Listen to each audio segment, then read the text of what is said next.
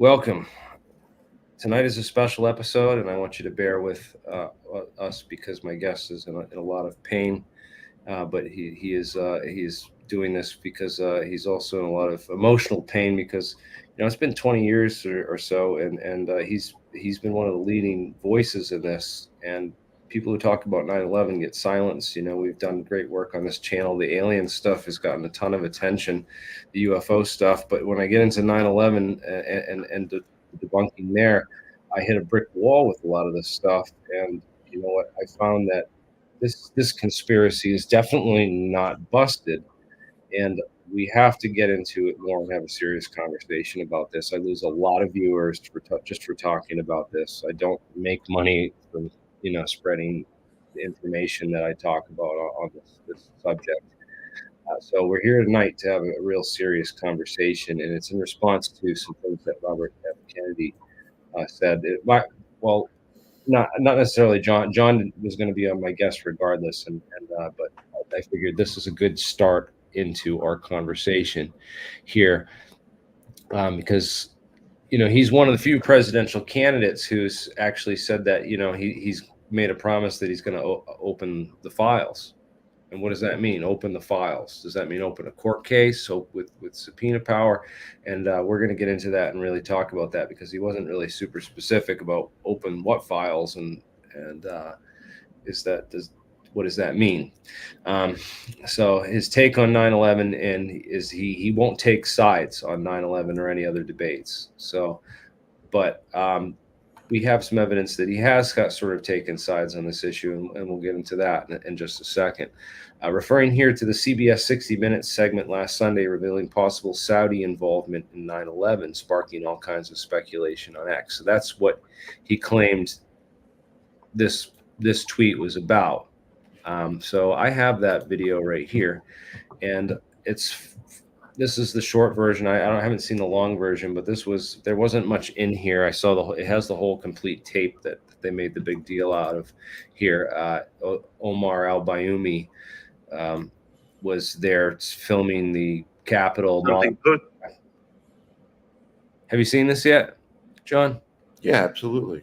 Yeah, so they're there. This is like the video that they say there's really, and then the Saudis replied that it's just a tourist, taking videos and views of the Capitol. It's nothing, the plan could refer to anything that they're talking about here. But specifically, I'm going to play the end part of this, and let me just jump back and welcome John, and we're going to share the audio on this. Thanks, Jeremy. Rank. I think it ranks right at the top of the pile.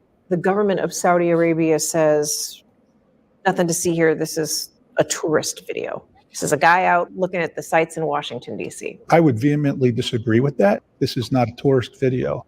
The British police are believed to have turned over the video to the FBI shortly after 9/11, which raises the question, why, after more than 20 years, is it just now surfacing?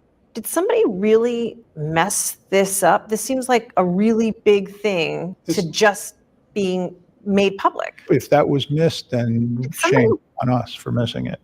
If it wasn't missed, then I would have to ask the question, what was done with it?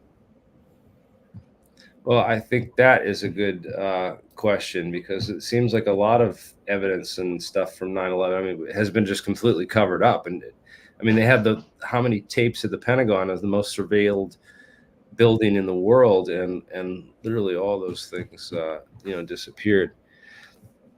Well, what they're talking about is a video, and I saw the CIA briefer, I think, who said he briefed Bush. Said he never saw the video and he wasn't aware of it. And Bush also didn't see it. That would indicate Bush also wasn't aware of the video. And I don't exactly know what the video is showing. People have said it's a casing video, casing out targets in Washington, D.C.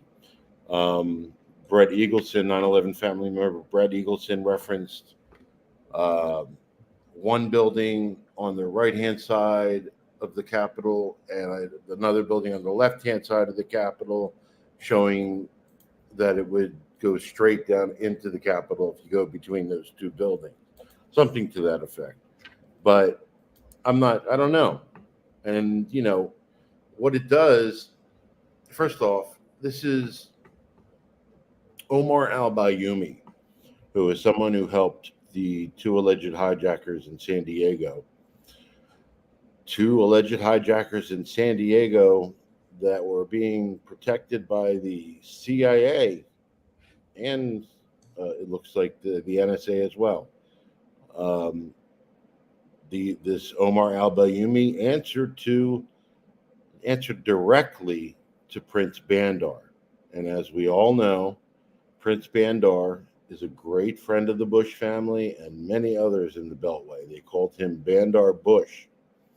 So I think you remember the 28 redacted pages that were classified for years, and then finally at the end of Obama's term, he released them, and it mentioned Prince Bandar's name in there, giving money to, I think it was Osama Biznan, who somebody else who supposedly helped the hijackers. That was from it was a joint inquiry into 9/11. Before the 9/11 Commission, there was the Joint Congressional Inquiry into 9/11, and they focused primarily on the intelligence agencies. And the families wanted everything investigated. They wanted a blue ribbon panel that wouldn't, that would use subpoena power and hold people accountable and things like that. I see you. Are you looking at my channel? I was surprised your video came up when I searched for a joint congressional inquiry into 9/11. Your video actually came up. Wow, that's Kristen's testimony. Now, you have to understand, she's sitting there representing all 3,000 families that lost someone that day. Yeah. So think of the level of respect and trust that they put into Kristen to do this. And she did a phenomenal job. And in fact, it's sad that when you watch it in its entirety today, it basically still all applies.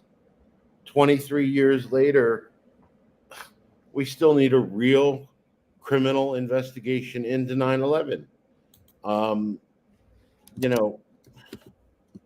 The families are attempting to sue Saudi Arabia in a court of law.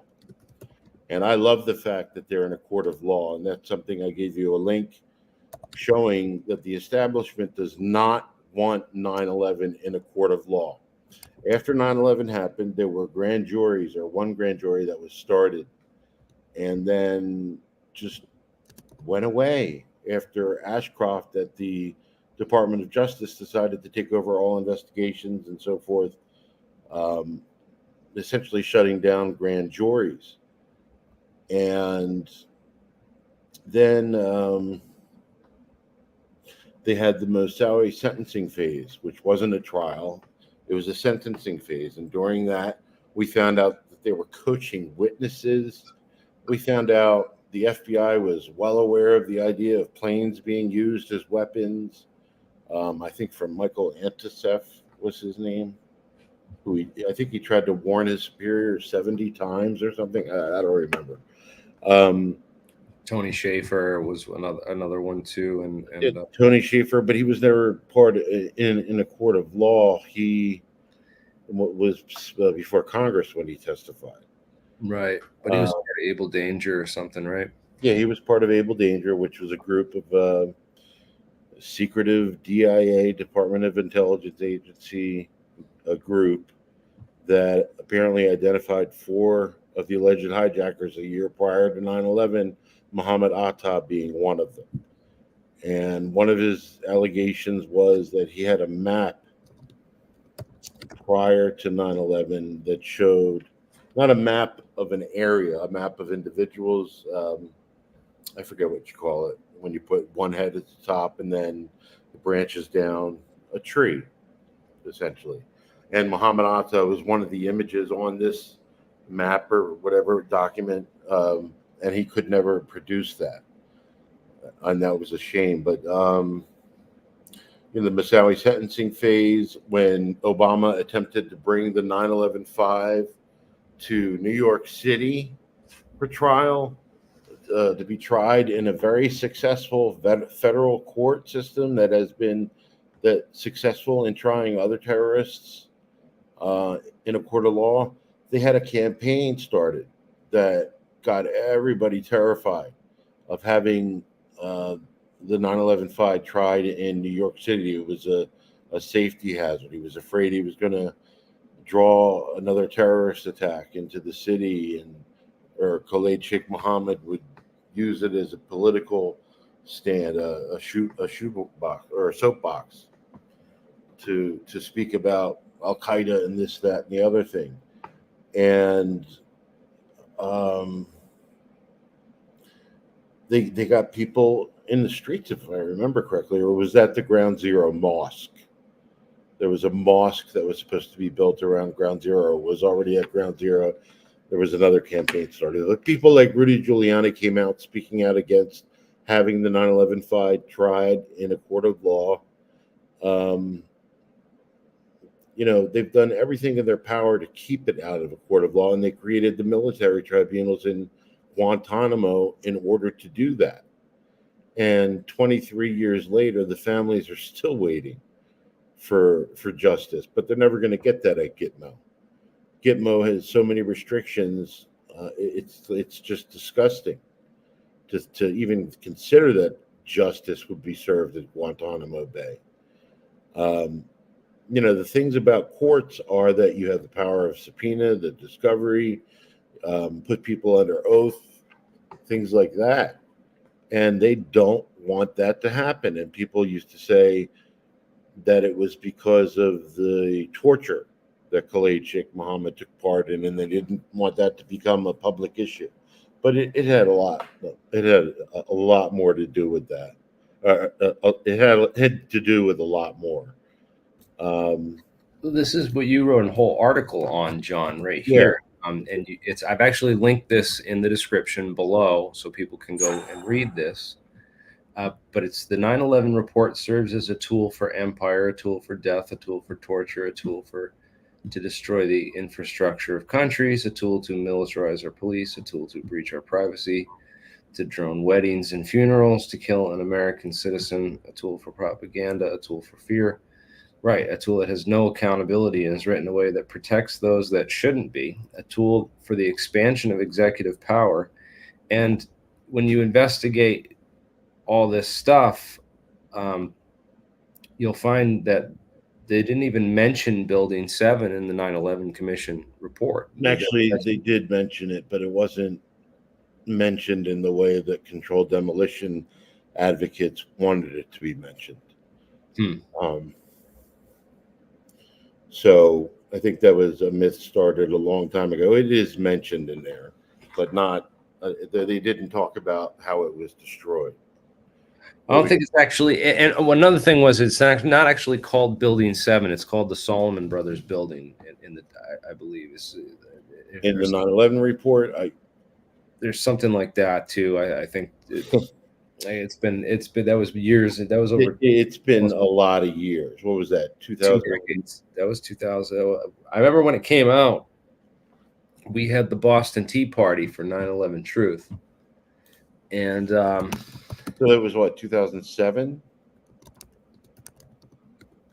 Yeah, probably. Well, the first one was in 2006, and I had one in Philadelphia. And then the next year, Alex Jones and Ron Paul hijacked it, or co-opted it for a money bomb for Ron Paul's presidential run. Yep, you remember that? It was started the Tea Party movement, and then Sarah Palin came in and hijacked it from them.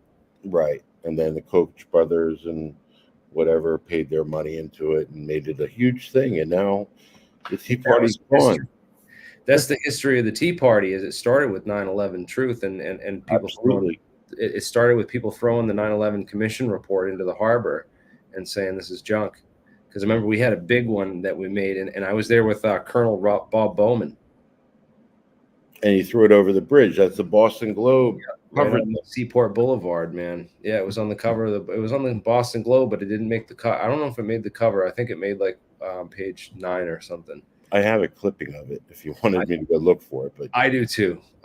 Somewhere because I was there. So I'm watching the chat, and people are just talking about what they want to talk about. That's okay. Yeah, that's all right, man. They can argue about that nonsense and get into whatever.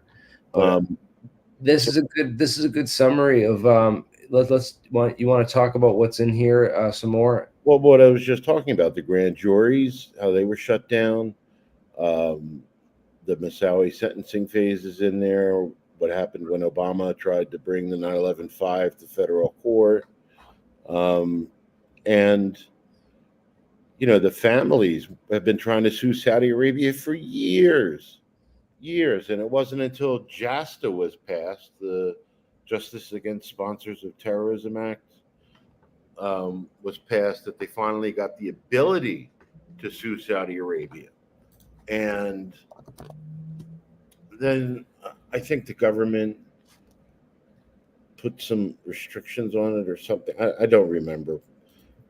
There was some issues with it.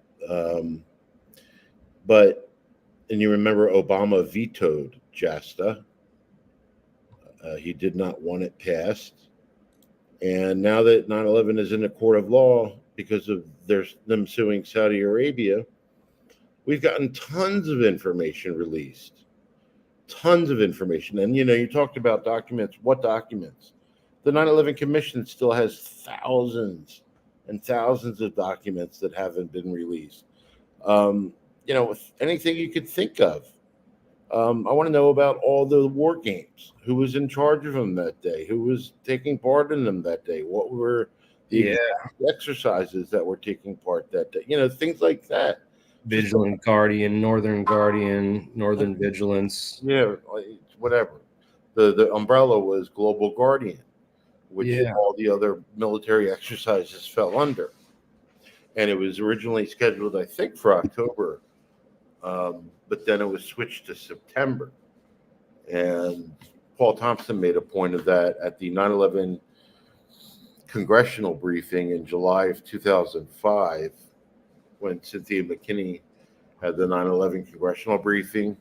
It's available on my YouTube channel, which is Gold 9472. I think it was called the 9/11 Commission's Report 1 year later. Did they get it right? Something to that effect. And that was aired for 9 hours on C-SPAN. So where were we going? Courts. Yeah. So I mean, since they've been in the lawsuit against Saudi Arabia, a lot of stuff has come out. A friend of mine, Eric Larson, and this wasn't because of the lawsuit, but a long time ago, he made a FOIA request because he wanted the transcripts, the handwritten notes,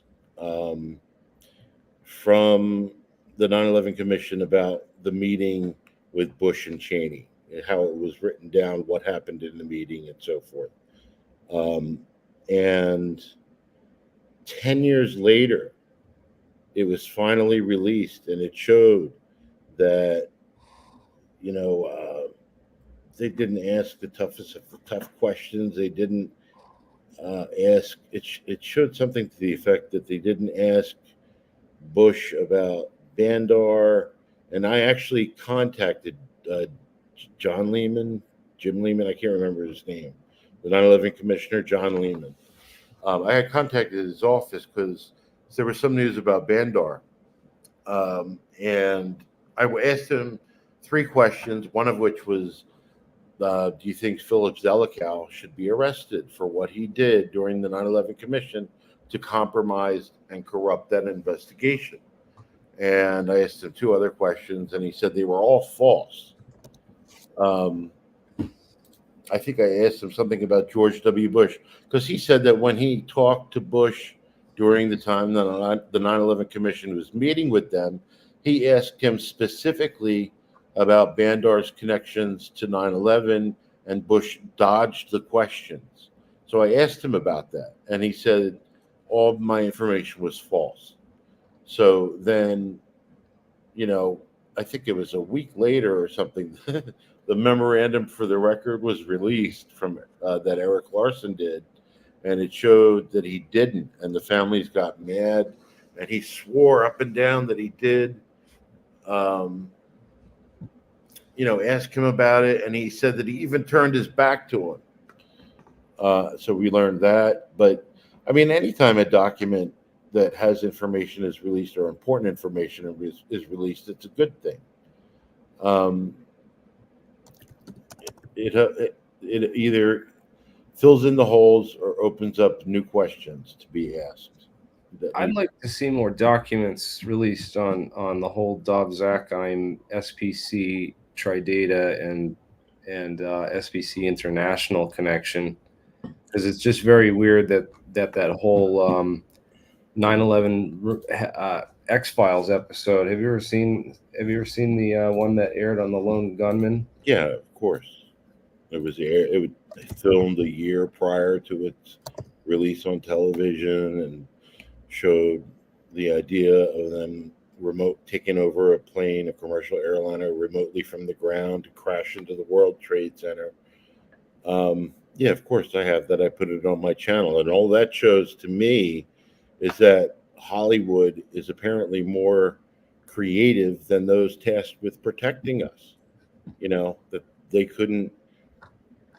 The idea of a plane crashing into a building and stuff. They remember after 9/11, we were told repeatedly that they had no idea that this was going to happen, that it was a complete surprise attack, that it was a new Pearl Harbor, that nobody had ever thought of the idea of crashing planes into buildings. And that's just absurd. In Genoa at the G8 conference in July of 2001, Bush slept on a boat specifically because of a threat of attacks from the air. And Condoleezza Rice, I believe, was involved with the planning of the security for that G8 conference. The LA Times reported on it, attacks from above and whatnot. And then later, during her time testifying in front of the 9/11 Commission, she said everything was historical in nature. Everything, historical in nature, historical in nature, and it's just crazy how much of this is right in your face. It's there. It doesn't make it's there on the record if you really dig into it. So you mentioned Dov Zakheim, and you remember the claim of Donald Rumsfeld that they were missing $2.3 trillion, and he made that statement on September 10th. And then I followed. He's the chief financial officer. He's the guy in charge of that money. I followed that, or I researched it a little bit, and as the months progressed after that statement, they lowered that amount, and I think they got it down to $700 billion. And I tried to make the 9/11 Truth Movement aware of this, but nobody wants to talk about things that don't coincide with what they think happened that day. And I was just putting it out there in the event somebody would use it to debunk what people are saying and make them look like fools. But nobody wanted to pay like that, that one gets repeated a lot because it was announced, the 2.3 trillion. Yeah, of course it was. I know it was announced. Like I find the link for you that I have on my site, missing trillions. I'll put it in the chat. Right. It's just one of those things where that's become like the catch tag. They've made this the popular phrase, like the pull it thing, and then the tag, it leads to Larry Silverstein, and it doesn't go much further than that. It doesn't show the connection between the insurance companies that he leased it from, AIG, connection between AIG and Kroll, and AIG and Marcia McLennan through Jeffrey Greenberg and Maurice Greenberg. That connection. Jeffrey Greenberg was the CEO of Marcia McLennan, which was right in the towers where the impact zone was, and AIG was the company that was convicted of. It was an insurance giant convicted of reinsurance scams in 2008, just a few years after 9/11. So the whole people talk about pull it and Larry Silverstein, but they miss all like the important insurance connections and those other details, which is the money the money side of taking down those towers if they were to control demolition them. And all right, I found the link to what I collected. I'm going to put it on. I'm chatting or watching the chat on YouTube on one browser, and I'm talking to you in The thing another. is, me and Michael Shermer argued about this, about lie hop and my hop theories, but there could have been people involved who are lie hoppers and people who involved who are my hoppers, I stopped acknowledging those terms so long ago because what they were was the false left-right paradigm of the 9/11 truth movement, and they were created by Nico Haupt. And there were people going around accusing others of being lie hoppers and being decisive or divisive and things like that. And I never. First of all, I'm one of the few people in the 9/11 truth movement who can admit that I don't know what happened on 9/11. I Right. openly admit that. I don't know what happened on 9/11. I don't have a concrete theory that I have all the information that I need to support and stuff like that. And when I admitted that, I became a better advocate for 9/11 justice. Not knowing is a problem in and of itself, isn't it? That we don't know the truth about that day, that's a problem in and of itself. And I understand the need to get answers for what happened that day. I do, believe me. I devoted 23 years of my life to it. But I'm not going to go out there and state something as fact that's just a theory. And then I'm not going to say this is planted or fake or this is an actor or whatever because it doesn't coincide with what I think happened. And for instance, we're talking about the Pentagon. Did you know that there's a video that shows a plane about to hit the Pentagon? I've showed it. I posted it 100 times since I found it, and I only found it within the last couple of months, and it's been available to us since 2006. Can you share that? Can you post it? I want to see that. I'll Hold play on it. a second. Geez Louise, hold on. This freaking video. It shows a goddamn plane. And yes, it's blurry, but yes, you can make out a plane. I've asked everybody I've shown it to. So that's a plane. All right. I'm giving you the link to an article that I had written years ago. Where am I putting it now? I'm going to put it in YouTube's chat. Ready? We were lied to about 911.substack.com/P, a good theory. And that was an article I had written in 2009 talking about all the contradictions to the idea that Flight 77 didn't hit the Pentagon. And I gave 5 or 6 examples of the contradictions to that theory. And I used a quote from David Ray Griffin to make a point because he was a big promoter of the idea that Flight 77 didn't hit the Pentagon. His quote was, "A good theory explains most of the relevant facts and is not contradicted." David Ray Griffin. And then if you go down to the bottom, you'll see images that are posted, but there's a link that says the following photos were taken from camera 2 on this page. And I'll get you the link to the video itself. Can you post it in StreamYard? Because I don't see it in chat. I don't know. There's too many trolls and spammers that we've attracted with the real information. Here is spam up our chat with just useless. That's the video. Okay. So when you look at that video, and I'm gonna look to see when it is at around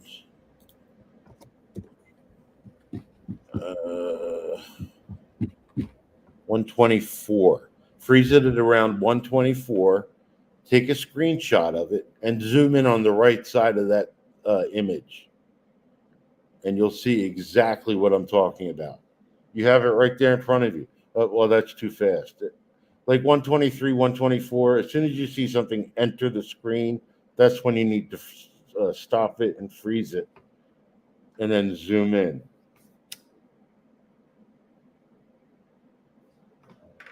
And I tried to show this to people because recently, people have been pushing the nonsense idea that a commercial airliner did not strike the Pentagon. They've been pushing that hard. I don't know why.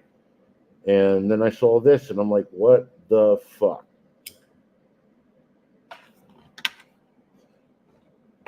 Are you able to zoom in on it or no? All right, 123, 124.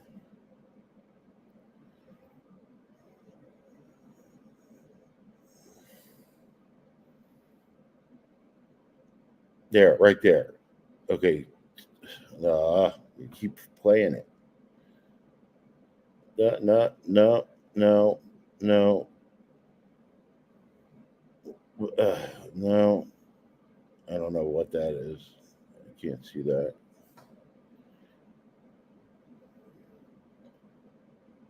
Try that. Take a screenshot of it. Zoom in.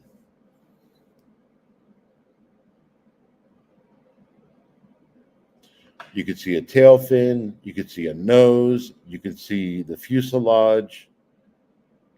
I mean, it's pretty clear. It's not, I mean, it's blurry as shit because you got to zoom in. But you can clearly make out a commercial airliner.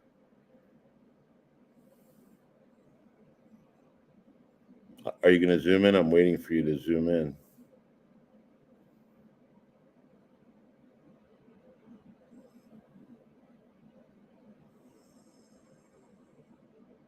What are you doing?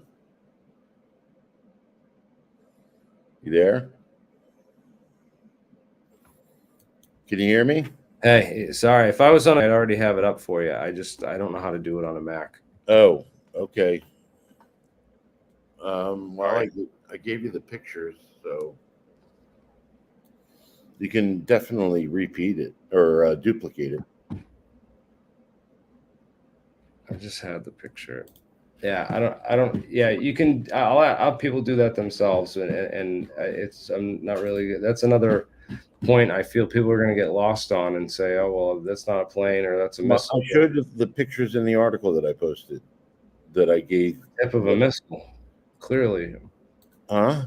One of those drones, you know. No, don't even joke, dude, because people will say, "Oh, Jeremy said it was a drone."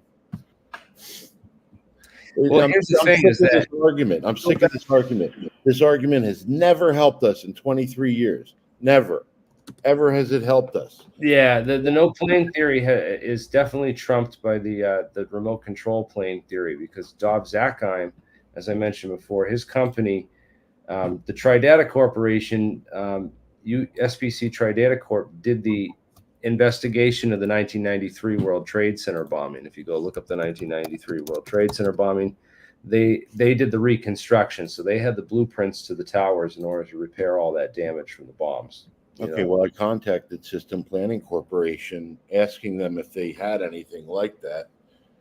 I'll go get the link for that. I've got so many links.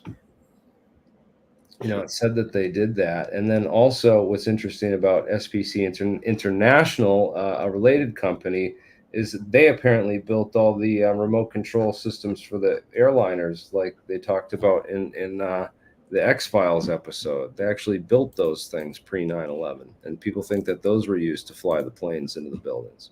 All right, so I gave you the link that shows my correspondence with System Planning Corporation. There's also a posting about Dov Zakheim. Mr. Gold, thank you for your inquiry. We do not design or manufacture the technology you mentioned. The full range of our products and services can be viewed on our website at such and such. And then I went looking through the website, and I found something called a command transmitter system, which talks about System Planning Corporation's command transmitter system, CTS, provide remote control and flight termination functions through a fully redundant, self-contained solid-state system. I don't know what that is. I don't know what it is. I sent an email back asking. I don't know if I got a response. Let's see. No, I did not. So you can see all my research in that thread. Wow, that's great. I can't believe they responded to you and that you reached out to them directly. That's some I balls. always did that. I always went to the source to get information. Yeah, absolutely. You gotta go right to the source. Yep. So, have you ever reached out to the guy from SAIC who I've talked about before? No, I haven't. with regards to the insider trading. Well, yeah, he was part of that company that did the security at the World Trade Centers, and he Oh, also now or, he's now the vice president for Leidos Corporation, which is SAIC. right. Yes, they built all the airport scanners that got sold after 9/11, right? That was good for them. That was a huge score for them. So now he's the vice president of that company, What's his name? Barry W. McDaniel. Why doesn't that sound familiar to me? I always remembered somebody else's name, or like a Bush relative or something. I don't. It would be interesting to reach out and get an interview with this guy about 9/11. Do it. When I had my show, we were lied to about 9/11. I contacted everybody. I was on the phone with Eleanor Hill, who was the staff director of the staff of the Joint Congressional Inquiry. Someone, the families wanted to be on the 9/11 Commission, but she wasn't allowed. They I picked think you'd Phillips. have to just go down to his office in Reston, Virginia, and just and get him on camera going to his car after work or something. Like it would have to be like a We are changed. we are changed kind of. You're a murderer. No, I'm not going to do that. Throw blood. No. So you want to continue talking about RFK? Yeah, but these are guys. RFK. He's talked about looking into Kennedy and some of these other Yeah. conspiracy allegations that have been around for decades and just won't go away because the preponderance of evidence is just overwhelming in so many of these cases that it's not talked about and not taken seriously by any of the skeptics. So what do you think about RFK? You don't really support him. I've never supported or followed him to any extent. Sure, when he would make comments about the Kennedy assassinations, I would follow what he said then. I think there was a couple of things that came out regarding his father's assassination that brought doubt into what we were told happened to his father. I don't remember what it was. But no, I've never followed him, and I don't participate in our election process, our absolutely corrupt and compromised election process. Yeah, I agree. I won't give it any legitimacy. What's crazy is that they would.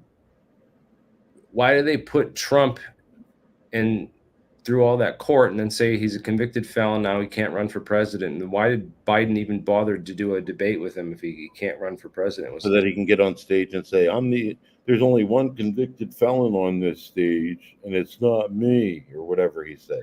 He made a couple weak talking points on that thing. But people have lost so much faith in our justice system that those words really meant nothing.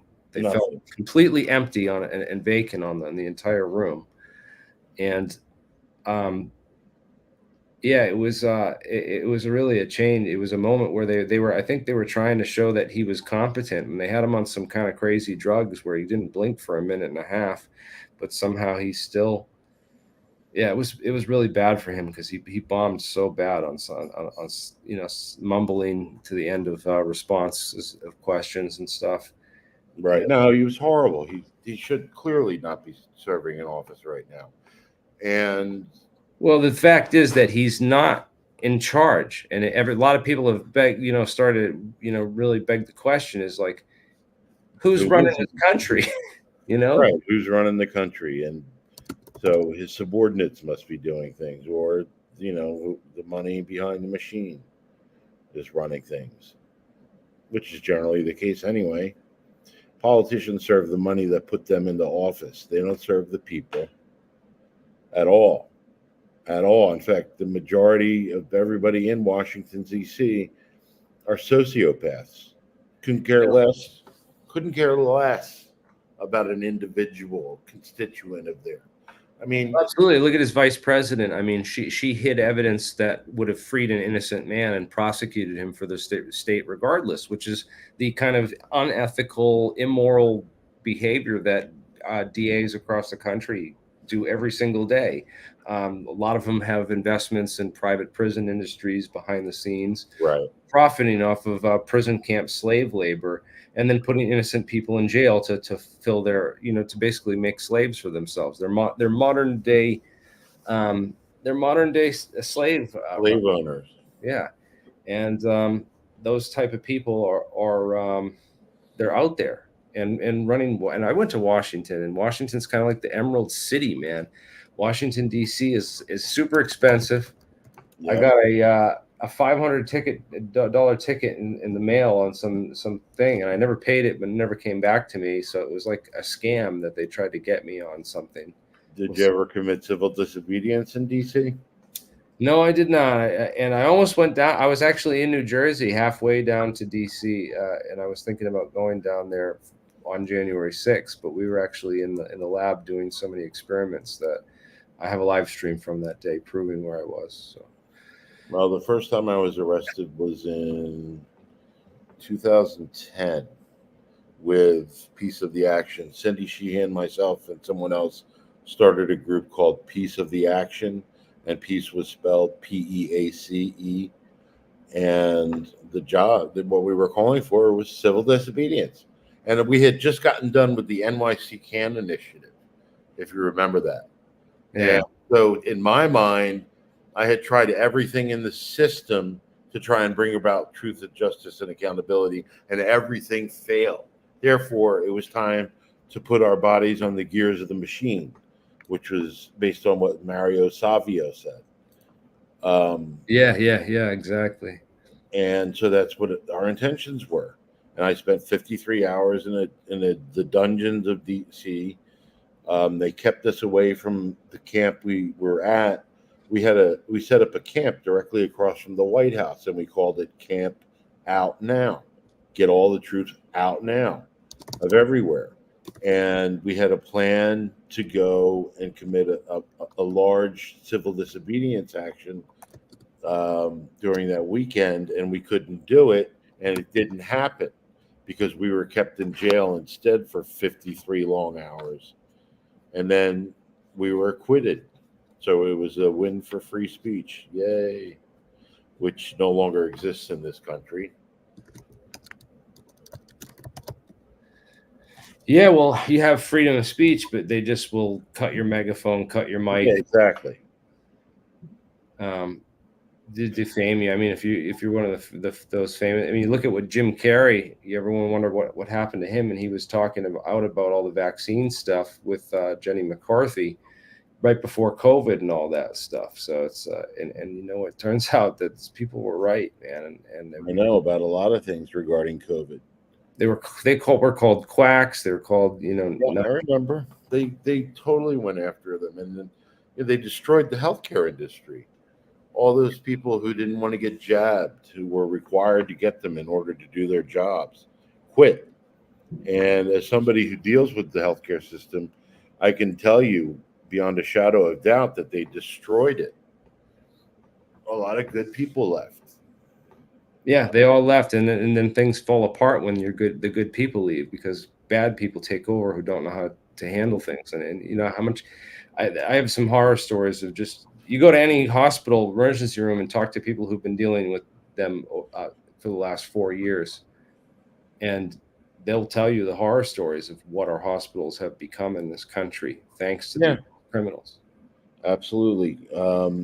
Fauci, I do you think he should be put in jail? I think that's like the first step towards getting the 9/11 investigation is getting. I heard a response that something that he said about, oh God, it was during one of his days that he testified recently. I don't remember the quote, but it was a really bad thing that he said. And yeah, he should be, he should be arrested. But let's get back to 9/11. Philip Zelikow, in my mind, should be arrested for tampering with the investigation into 9/11 and be put on a stand under oath with the idea that he will be held accountable for the lies that he tells. And I was hoping that was going to happen for the lawsuit against Saudi Arabia, the families, because Oh, that would be amazing. he He needs was the one that did everything to protect Saudi Arabia during the time of the 9/11 Commission. He refused half of the interview requests for Saudi investigators. He blocked access to the 28 redacted pages. Dana Leeseman, who was a staffer of the 9/11 Commission and was a staffer on the Joint Congressional Inquiry, and I believe actually helped to write the 28 redacted pages. She tried to access them, and he blocked her access. So she got them through a back channel in order to do her job, and he fired her over that. He and Dieter Snell took part in a quote late night editing session to remove Saudi support for the hijackers. And you have to understand something. The 9/11 report was literally co-written by the White House. Kristen Brattweiser, the 9/11 family member you posted earlier at the Joint Congressional Inquiry, she wrote about how the White House had final edits and, quote, final edits on the 9/11 report. So this is the Bush administration. So the White House, you mean Dick Cheney, Donald Rumsfeld, Whoever. I mean, I think Karl Rove was the guy he spoke to within the White House, but there's not even a question of whether or not it was co-written by them. I have an article on my thing. But this is crazy because Donald Rumsfeld and Dick Cheney, who were high ranking, the number 2 and 3 in the Bush administration, they were both part of the continuity of government program. And I went to go look up the continuity of government program, and what comes up here is this continuity of government commission, which was created after 9/11, but that's not the continuity of government program. I just gave you the link that shows you how the White House had final edits, and actually there's an article from Agence France Presse from 2004 in April that discusses the White House vetting of the report, of the 9/11 report. So that was supposed to be an independent commission, but it was being run by the White House. Well, that's interesting because this is the White House. Was Dick Cheney and Donald Rumsfeld The Armageddon plan. Because Bush was a mumbling idiot. It's kind of like Biden doesn't run the White House. I know. This weekend at Biden's. But see, at the same time, I don't see Michael Peretti gave a great speech about don't think of your enemies as being stupid. I hear all the time how such and such. If I looked for it, I could find the quote. Parenti, stupid, Jon Gold. Okay, here's what he said. Quote, they're not stupid. You're stupid if you think they're stupid. You're stupid if you think your enemies are stupid. All of North America is full of liberal intellectuals who love to say how stupid their leaders are. In the U.S., I can tell you, everybody is making jokes about how stupid George Bush is. I tell my fellow countrymen and women, I say, we keep electing these stupid leaders. Does this have a reflection on our intelligence? And then he says, you hear this all the time. Ladies and gentlemen, it's time we give less emphasis to how stupid these people supposedly are and give more attention to how vicious and relentless and uncompromising they are, end quote. And so think about it. George W. Bush at his very first principals meeting, after he was elected, 10 days after his election, the topic A was Bush saying, go find me a way to get into Iraq. And then in March of 2001, he had a meeting with Prince Bandar talking about the need for decisive military action in Iraq. So these are two people who wanted to go to war with Iraq prior to 9/11. One of them happened to be connected to the 9/11 attacks, both financially and who knows what else. He was the boss of one of the people that helped the two alleged hijackers in San Diego. Now, my question is, did that same system apply to all the other alleged hijackers? Did they have somebody from the Saudi embassy helping them that answered directly to Prince Bandar? That's something, the families have asked. I've asked that as well. It's not a dumb question. It's the next obvious one. But So Prince Bandar, another thing. This video came out, and it was reported on by CBS News, and not one news article that has covered this video has mentioned the name Bandar at all. None of them. And he answered directly to Prince Bandar, but nobody in the news wanted to put his name in there. And I actually have a link I'm going to give you. Well, it's interesting that Prince Bandar, the guy that was named in that whole, the 28 pages and all that, his lawyer is now Louis Freeh. Louis Freeh, who helped. He was the former director of the FBI. Yep. He was the director of FBI. That he scheduled that company retreat for the entire FBI counterterrorism task force, which sent the entire, terrorism task force to the other side. Same thing that kind of happened. The same thing that happened in 10/7. Apparently, there's a lot of parallels that investigators have pointed out. A couple of things about 10/7. There was insider trading allegations. There was warnings. I mean, there's a document out there that they had access to that showed they had the exact everything they needed to stop it. Yeah. And what did Netanyahu do? Netanyahu did the exact same thing that Bush and Cheney did after 9/11. He fought against an investigation. I think he's still fighting against an investigation. And his reasons were essentially the same thing Bush was saying. I don't want to take resources away from the war on terror. I mean, the war on Hamas. Yeah, exactly. So it's the same idea. All this stuff, it should have been investigated. It wasn't. That was the very first video on October 9th. I created a video saying, investigate 10/7. Please don't repeat the mistakes that America made after 9/11. I'll give you that video.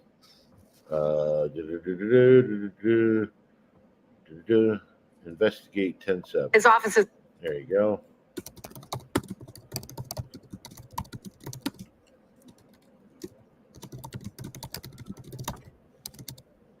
And that just talked about warnings from Egypt, but there was a specific document that they were given. And all the links to that stuff is in the description of that video that I just shared. I'll try to find the chat and share it in the chat. I made that on October 9th.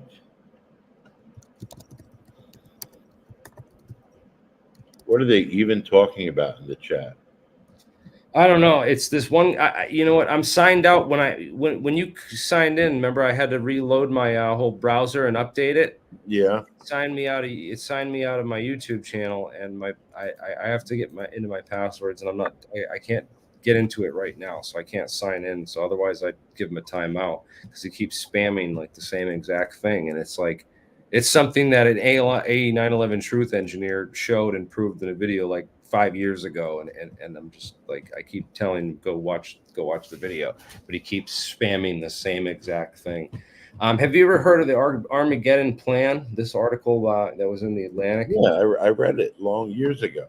This was from 2004, and it talks about this whole meeting for the Defense Department. It used to have these meetings where Cheney and Rumsfeld would go to Andrews Air Force Base right outside Washington in the middle of the night, joined by a team of about 40 to 60 federal officials and members of Ronald Reagan's cabinets, Joint Chiefs of Staff, all the military experts and geniuses.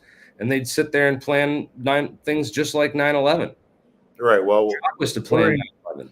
Do you remember Senator Mark Dayton? Mark Dayton. Yeah. Senator Mark Dayton was one of the individuals that was working in Congress at the time that was questioning what we were being told about NORAD on the day of 9/11. Something posted by me. Sorry. And I'll get that video for you. He spoke to 4 different groups of people, one of which was Philip Zelikow. And Philip Zelikow brought up, in fact, this might be it. Hold on. Asked the order to the fighters circling Washington, New York, because they were unsure how the pilots would or should proceed with this guidance. No, that wasn't it. Sorry. On to et cetera, which I. Sorry.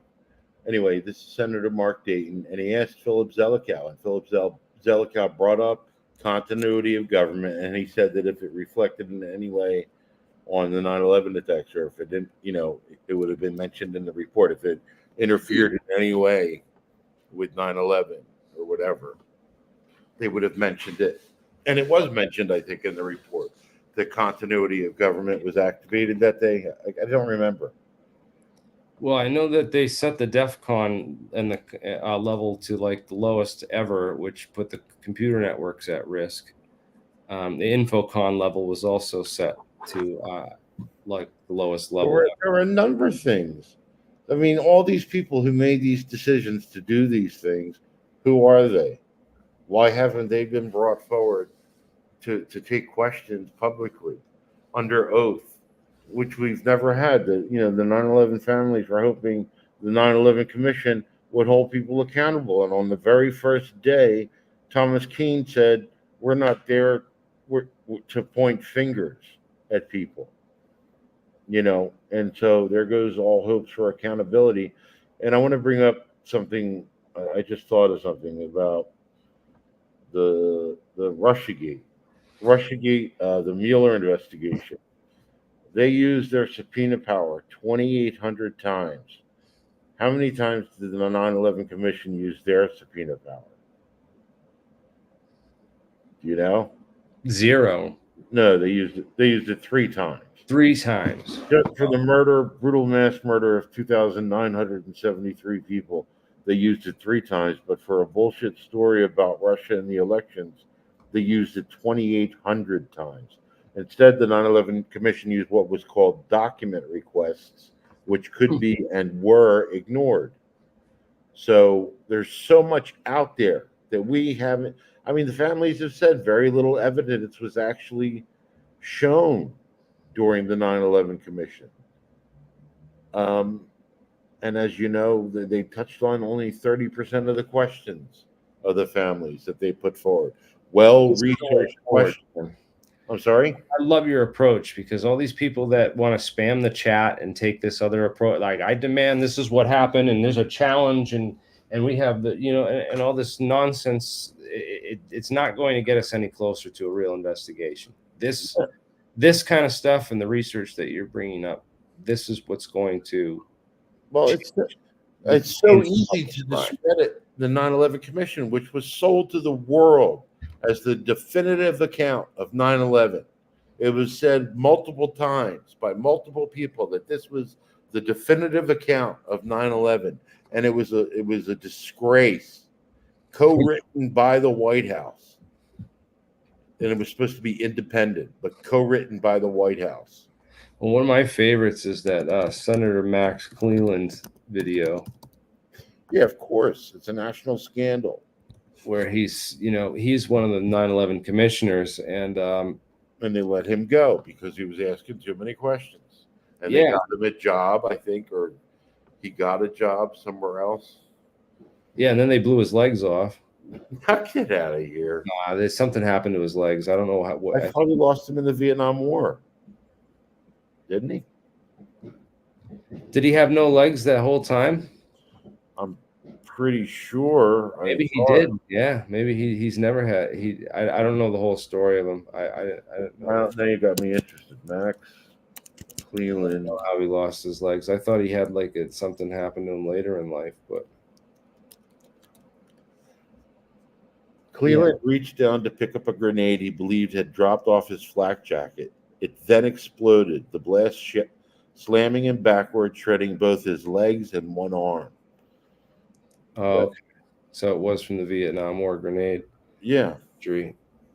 Yeah, I didn't know that. They just made him look like he, in that interview. That was what I know of him. You couldn't even tell. You can't even tell. Yeah, you can't even tell because it doesn't show it. It doesn't show his arm or beneath, his chest. And he's the one who saw what was going on. He said, as each day passes, we learn that this government knew a hell of a lot more about what was going to happen than they've ever let on, or something. Oh yeah, they knew the whole thing in advance. Of course, different pieces of the government. Not everyone in the government. No, of course not. certain key people, especially key people in the Bush administration. Yeah, they were well aware. The Bush administration, George Tenet, when he testified before the 9/11 Commission or the Joint Congressional Inquiry, I think it was the Joint Congressional Inquiry. No, wait, no, it was the 9/11 Commission, where he said he never met with Bush during the month of August. The entire month of August, he didn't meet with Bush, and he actually met with Bush 2 times. Um, and at that point, he was already aware of Moussaoui and stuff like that. But Thomas Drake talks about how Dick Cheney had a back channel to the NSA prior to 9/11, and he now thinks that Dick Cheney was being fed information about the hijackers prior to 9/11. But then there's the Bandar question. Bandar is such great friends with all these people. Did he share any information with them? And That's a question that should be asked. Franco Marchetti of the wow, what the hell is this? I can't remember is the site that he writes for. Jacobin, Jacobin, wrote some of the questions down. But I had a question, a damn good question. What, you had a question for Bandar? Well, regarding Bandar, hold on. Let me find it. Well, what's interesting is, wasn't George H.W. Bush Sr. Meeting in the Watergate Hotel suites with the Carlyle group? With the Carlyle group, and Bush and Bin Laden's brother, Salem Bin Laden? Yeah, that morning, I believe. Yeah, it's just, what the heck is going on there? That's a grim thing to be doing on the morning of 9/11 for the former president and the sitting president's father. Yeah, hold on. Good question. Blink, blink. Okay. That was briefly alluded to in Fahrenheit 9/11 by Michael Moore in his film. But right, here's what I wrote.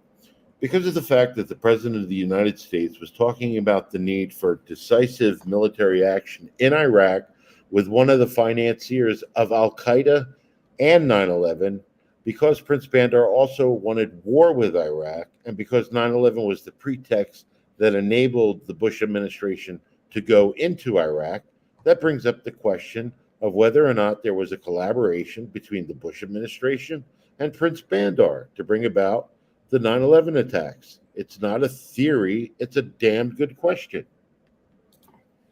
And, Saudi Arabia and the United States have been partners in crime for years, and then some people will say, well, Israel. And, there are questions about Israel as well. But right now, the families are suing Saudi Arabia, so that's what's in the news. People used to make the suggestion, because I talked about Saudi Arabia so much, that I was trying to cover up Israel's involvement. But I probably have posted more about Israel and 9/11 than almost everybody else in the 9/11 truth movement. So let's get into that, because there's this whole issue with the gelatin art students and those 5 dancing Israelis. Do you think those are the guys that could have rigged the towers with explosives, or they would have needed a lot more? Well, right? There's an article that was written in 2022 on the Palestine Chronicle about urban moving systems, which says that they were not involved with 9/11. I'll give it to you. That they were part of a different scheme, a criminal scheme. There's the link. They were charging people things they shouldn't have been charging them for, all kinds of schemes that Dominic Suter was taking part in. If you read the article, you'll see what I'm talking about. But when I read the FBI report on the urban moving systems people, and it said that they had found explosive residue in the van, I questioned it, just like everybody else did. What the hell were they doing with explosive, anything explosive like? And then I have questions about the George Washington Bridge, that incident. What happened to those people? I thought they supposedly got them or something. But anyway, yeah, look at the article I sent you. And I think it was written by somebody who's friends with the Gray Zone and Max Blumenthal and the guy who hates all 9/11 truth people. Max Blumenthal. You know who he is? Yes, yes, I've heard that name before. Let's find Max Blumenthal. Yeah. Oh, this guy. He runs the Gray Zone. And Aaron Mate, who used to be on the Real News Network. Mm-hmm. But there was a whole thing about that. And Aaron Mate covered Russiagate. And I said, congratulations, you guys, for getting that bullshit story. You're figuring out that was bullshit all along, as if that wasn't obvious to everybody. Now try figuring out 9/11. I even made a video about that. Yeah, I think you need to spend a lot of hours with me because I have access and knowledge of information I don't think you're aware of, and I'm sure you have access to information knowledge that I don't have access to. Yeah, we should collaborate more off the scene, and this has been a good live stream and broadcast for the public. It's a good overview of a lot of different stuff because I mean, thing is, me and you are just two internet sleuths, and not saying there's anything wrong with that. There's stories all over YouTube of internet sleuths who have solved cold cases that have stumped professional investigators for decades. So Right. there's all kinds of cases of that. So It's just I think that's what this guy was essentially. The article you're reading. I'm not really sure. Yeah. There's a video all the way at the bottom where he talks about the entire thing. Well, this is great. A lot of people have figured out a lot of different pieces of stuff, and the more you can figure out and put together, it's just 9/11's the gift that keeps on giving for me because it's like there's disinformation and rabbit holes, but then there's real stories and real information. Well, I just focus on the fact that I don't know the truth. I know we were lied to. Each investigation we had its own version of corruption and compromise. And there were a multitude of whistleblowers who had information that should have been spoken to. There were avenues that they should have looked into that they didn't. It's just so many things. And it's still a gaping open wound for me. It's a lot of people that get a lot of people that won't even touch the subject. They won't even watch the video. Like they don't. It's an open wound for me because it's not settled. The truth has never been told about that day. There's never been justice for that day, and nobody in government was ever held accountable for that day. We did this. Jon Gold, my friend from A 9/11 Truth, who debunked and beat that challenge that spammer was talking about. This guy, he put together these graphics of all the who occupied what floors based on all the the World Trade Center FOIAs that they did into the tenants and buildings. I don't talk about the buildings because I'm not qualified to tell anybody what happened to them. Yeah. And I tell people to go to those who talk about it because they know more than I do if they're interested in that. A lot of interesting connections and people in this web here. This is available on 9/11 Blogger. I co-founded that site with Roger Peters. I hope it stays up. Sometimes it goes down periodically. Well, it was purchased, I think, by AE911truth.org a long time ago. Hey guys, once again, I'm not doing this for any money. I don't want any, I don't expect any donations. I've never done any of my 9/11 work for money. Never made a dime. I gave them $5,000 to finish 9/11 Press for Truth, and I never asked for a dime back. And in fact, when it was released, if it sold millions of copies, I probably would have gotten money back or something. But I made sure that the movie was put online free without telling anybody secretly, when it was released so that everybody could see it. Yeah. No, that's great. And you know what? If people want to, they can go to 9/11 Blogger and donate to keep that site up if they do have money to spare and want to throw something at this. But I'm not going to take money for 9/11 stuff. I will not take money for 9/11 stuff. The one time I did take money is when I was in a bad situation. I was in a nursing home. I decided to go into the nursing home system, and I found out really fast that that was a bad mistake, and I couldn't get out, and I didn't have money. I had bad credit. I couldn't get an apartment, or whatever. So I held a fundraiser, and people gave me $4,000 in 3 days, and that helped me get out of the nursing home, get into an apartment, and get out of that hell. That was a traumatizing experience for me. But that's the only time I ever asked anybody for money. That's honorable, man. You're a real patriot for all the time, man, and financial effort you've put into trying to get the truth out about 9/11. It's a dark part of the history, man, and it takes some brave people. I mean, I don't know if we're. Do you feel like there's something wrong with us? Like, I mean, people think that we're gonna get killed if this is true. That's why they're like, wow, you guys are really like doing some dangerous I stuff. have gotten death threats before, a long time ago, when I was. I don't know if you want to say popular or whatever, but I got death threats all the time from people who posted on debunking website. Screw Loose Change. A guy by the name of Troy Sexton threatened me, and I called the cops. I called the FBI, Yeah. and they did nothing. They did absolutely nothing.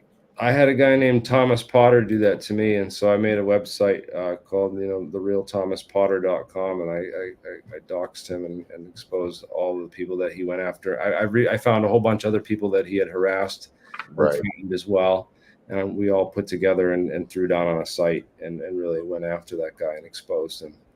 I'm sure he had a couple people go to his house too. So it's yeah. I don't want to. I don't want to be the center of attention. I don't want that kind of publicity. I don't want to, the cameras in my face. Oh, imagine that on Joe Rogan. So Joe Rogan asked you to come on and be like the voice of 9/11 truth. You wouldn't do it? I would do it. I don't want that though. It should be the family members they should be talking Yeah, to. they should be talking to Kirsten Brentweiser and Exactly. Get Kristen Brentweiser over on Joe Rogan. yeah, I don't think she would go on. I don't know, but yeah, huh?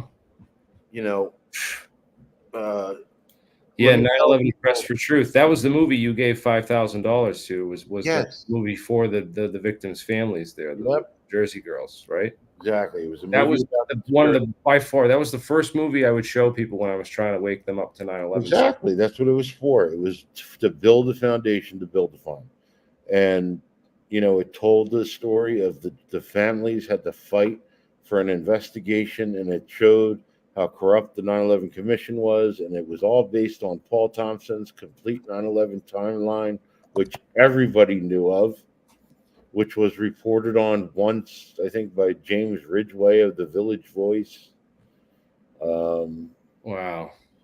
But that thing should have been all over the news.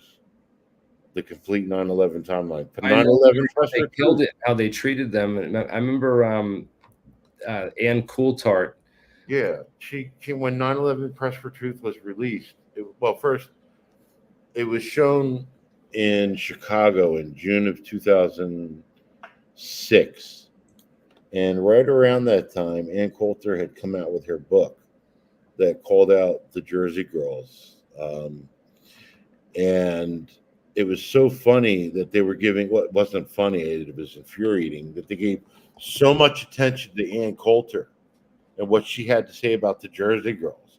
But the documentary that tells their story and shows that we were lied to about 9/11 was not covered at all. Right. They used her as the lie, and she was like the con and the front for the whole thing. I was just shocked at how it passed in the media and nobody bought, and people bought it. the one thing about 9/11 Press for Truth, and I just saw another example of this today, when it was first released, the movie critics that were willing to give it a review all gave it great reviews. And I just saw today that it was available for sale on Amazon, and it got 4 out of 5 stars out of 80 people. That's pretty good for a 9/11 Truth movie. Pretty damn good. I can't think of any other documentary that has done that. 9/11 Press for Truth should have been the movie the media focused on instead of Loose Change and depicting that as our holy Bible. I was in this long before Loose Change ever came out. Imagine if instead of Amy Goodman bringing those guys on there to debate with popular mechanics, Paul Thompson and the Jersey Girls, which we tried to get her to do that. Amy Goodman makes me. I can't even watch her now. After that, I just I see her stuff and her talking about Julian Assange and stuff. I just shut it right off. I don't even care about her anymore, man. She's never going to be a friend of advocates for 9/11 justice. Sold it out. She sold it out a long time ago, and it makes me sick. Who I'm trying to get on is Abby Martin's brother, Robbie Martin. Right. Remember that they had Abby had kind of gotten her start within the 9/11 movement back in the day. Michelle Fergus just asked a question. Why aren't you talking about RFK Jr. and the new investigation? John, you should be all over that. We did talk about RFK Jr. Yeah, we did talk. We opened up with that, and we've been talking about a new investigation and what was wrong with the old investigation. So what would a new investigation look like? And to me, I would hope it would be like something the United Nations did, which we tried to do in 2005. We tried to get the United Nations to have a new investigation, and they completely ignored us. And there were family members that protest or had a rally out in front of the United Nations. Donna Marsh O'Connor gave an impassioned speech right in front of the United Nations. And a lot of that video became very popular. And it's impossible to find now on YouTube. But what would an investigation look like? I would hope it would have family members in it, involved in it. The 9/11 family members wanted to be part of the 9/11 Commission. They wanted a 9/11 family member on the 9/11 Commission. Instead, they, I don't know that they wouldn't have done this otherwise, but they had the 9/11 Family Steering Committee, which was made up of 12 family members. They monitored the 9/11 Commission. They supplied hundreds of well-researched questions for the 9/11 Commission to answer. They worked with staffers on the 9/11 Commission. And, they know what the hell they were talking about. And the Jersey Girls were on the Family Steering Committee. And when the 9/11 Commission closed their doors in 2004, the 9/11 Family Steering Committee, I think, stopped their website in 2005 or put out their last press release in 2005. And they said they said the 9/11 Commission did not answer all of our questions in their last statement. People should have been promoting things like that. The unanswered questions, the 9/11 families, their fight, the unanswered questions of the 9/11 families. Supporting the 9/11 first response. Yes, exactly. That's your ace card. That's your highest card in the deck, and people are out here just spamming twos.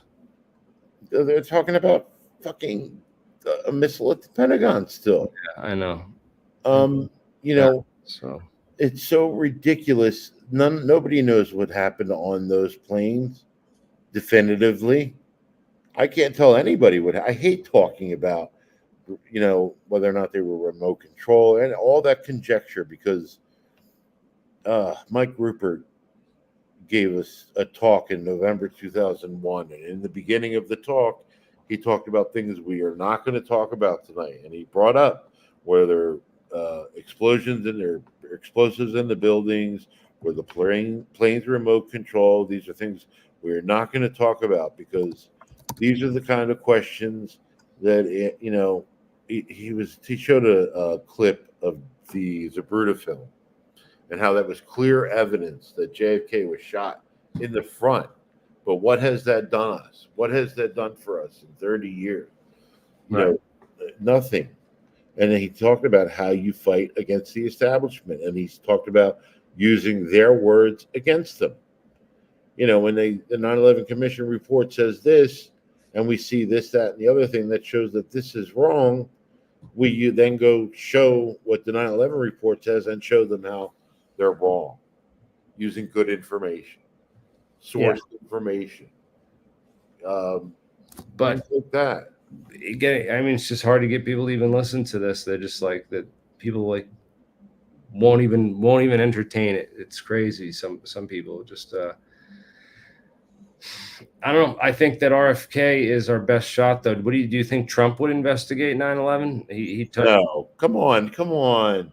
People thought Trump was a friend of the advocates for 9/11 justice. And I mean, was pointing out the fact that he was not before he was even in office. And I know the statements that he made, and I know the one statement he made about the dancing whatever's in New Jersey, and it was completely inaccurate what he said. But no, if he didn't do it the first time, right? Why would he do it a second time? There's so many things he promised to do on his campaign trail, and now he's talking the COVID points too. He's borrowing that stuff from RFK, which is crazy, because he knows that's what is getting RFK a lot of attention in this field. But he's never going to do any of those things. It's just like he didn't put Hillary Clinton in prison. He didn't drain the swamp. There's so many things he said he was going to do, and so yeah. It's Alex Jones went right for him, and he made a lot of freaking money when he was connected with Trump. What was it, $180 million in 3 years? Alex Jones? Come on now, that was ridiculous. I'm trying to read the chat, see what they're talking about. Yeah, man. Yeah, talking about some of the stuff like the Jesse. What did you think about Jesse Ventura? You know, he did all right on 9/11, except he got sucked into the space beamer stuff, and then went off. Jesse Ventura did something that I did not like. You know, all the shit about the fake phone calls from the airplanes and how they voice morphed it. David Ray Griffin talked about voice morphing. And all that shit, and Jesse Ventura had fake tech. Yeah, they had like a form of deep fake tech 20 years ago. It's crazy. Well, but what I was going to say is that Jesse Ventura had an expert on, and the expert said that yes, you can duplicate a voice and so forth, and he didn't know why Jesse had him on his show. When he found out why, he said that he was furious, and that he said that it could never be done in real time. So, and that, Jeffrey Hill is the guy who spoke to him or posted the video of him finding out, but I don't think it's up anymore. But yeah, no, Jesse Ventura was I don't trust him. I don't trust. That's kind of misportrayed. Yeah, and then he got into he got deep in on the space beamer stuff too with the John Hutchison. If people think Judy Wood is credible, go watch Greg Jenkins eat her up during the best question and answer session. That was done years ago, and people are still pushing Judy Wood. I know Greg Jenkins ate her alive. And he didn't even really try. She ate herself up. Yeah, it really was terrible. I don't understand how people are still pushing that nonsense unless they work for Pentagon, CENTCOM, disinfo bot armies and stuff. I really feel like there's some kind of paid effort out there to well, there certainly seemed to be many years ago. There certainly seemed to be a lot of campaigns that were out there. People, you show them that they're wrong, and they continue promoting this bullshit over and over again. Why? Specifically things that made us sound fucking crazy. Yep. Why? They'll spam it with that. That's been the goal, is to make it drive it out of the public mindset. When they can get you, asking the wrong. Elvis is an alien, and we faked the moon landing. So that's When they can get you asking the wrong questions, they never have to worry about answers. exactly, yeah. Then this why these guys come in and spam the chat to get you asking the wrong. You know that there when those things appear, those are the wrong questions to I be think asked. it was Thomas Pynchon that said that. I don't know. Yeah, if get you asking the wrong questions, they don't have to worry about the Is there answers. anything else you want to talk about? Because I'm really hurt. Man, thank you so much. This is a ton of stuff for me to go look into. I got a bunch of tabs open, and Well, I want you to really look at that Pentagon video, because there is a commercial airliner in that video, and it's been available since 2006. Somehow it's been overlooked by the 9/11 Truth Movement. It's now been brought to finds out that it was a commercial airliner. I questioned who was controlling and flying it, whether it was hijacked by a remote hacking kind Well, of. do you know who Luai Sakura is? What was that? Yeah, the Sakura. You've talked about this before. Oh, yeah. Well, he said that Hani Hunter wasn't the pilot, that it was a more adept pilot. What? Nawafa Hanzi? I forget. I think that was who it was.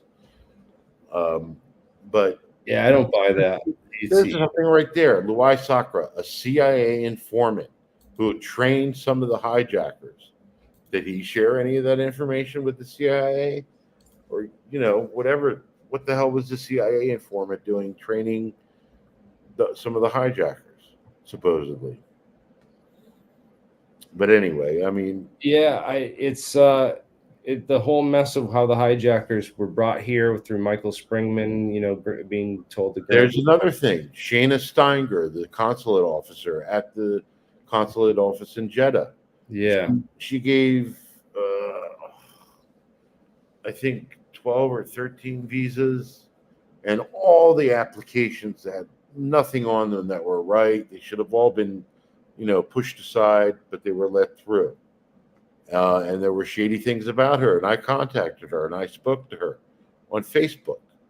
And she's not mentioned in the 9/11 report at all. And she treated me like a conspiracy theorist, a crazy conspiracy theorist. All I did was give her a link that showed her all of the entries on historycommons.org having to do with her. And I asked her, could you please tell me what in this is untrue? And she would not. And she treated me like a conspiracy theorist. And that's all based on a sign that she's probably guilty. Of course.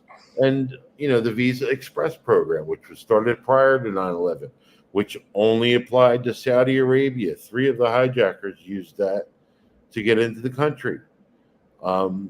And nobody was held accountable for that. Oh, Mary Ryan, I think, was the only person held accountable, but she wasn't actually held accountable. It was more like a forced retirement, and she got a big pension and a bonus, I think. So she wasn't really held accountable. But who did Mary Ryan answer to? Who? I think it was Richard Armitage. Wasn't he in the State Department? Yeah, the old Iran Contra guy, right? Yeah. That's another thing. I think the people responsible, or the system that brought us the Iran Contra affair, I think is the same system that brought us 9/11. Many of the same players were involved. It's not really rocket science.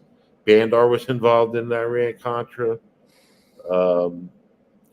So these are all avenues of investigation that the 9/11 Commission would never have looked into.